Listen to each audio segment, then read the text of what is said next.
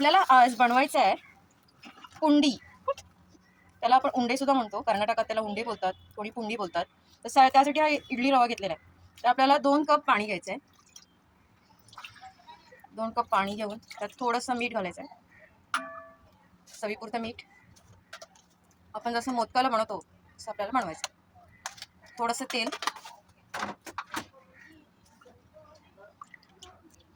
आणि ह्याच्यामध्ये हे पाणी उकळवायचं आहे आपल्याला. आणि ह्याच्यामध्ये आपल्याला 2 कप हा इडली रवा टाकायचा आहे. तर आपण उकळी होईपर्यंत थांबूया थोडं. हे बघा, आता पाण्याला हलकी उकळ येत आहे. आता जेवढं पाणी घेतलंय 2 कप पाणी, तेवढाच आपल्याला रवा ह्याच्यात टाकायचा आहे. तर इथं आपण रवा घेतलेला आहे, हा इडली रवा. एका हाताने आपल्याला हलवायचा आहे.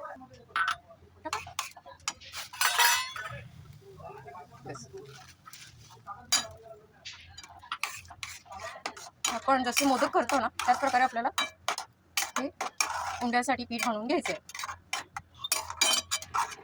ह्याच्यात थोडीशी तुम्ही उडीद डाळ पण टाकू शकता, भिजवलेली. त्याने पण आपल्याला थोडी चव येते. तर वाफ यायला ठेवूया आपण.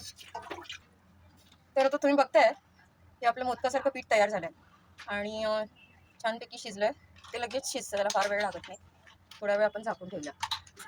वाफ काढून झालेली आहे. आता थोडंसं गरम असतानाच आपल्याला पीठ मळून घ्यायचं आहे.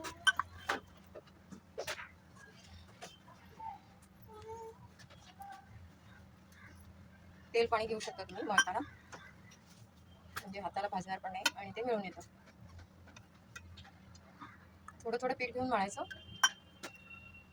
आणि त्याचे गोल बॉल बनवायचे. तर हे पीठ मळून झालंय. आता असं गोल करायचं आणि थोडंसं प्रेस करायचं आणि असे सगळे गोळे करून घ्यायचे. हे बघा, हे आपले पुंडी तयार झालेली आहे. ते आता आपल्याला वाफवायला ठेवायची. पाणी घेतलेलं आहे, असे लावून घ्यायचे, वरती झाकण ठेवायचं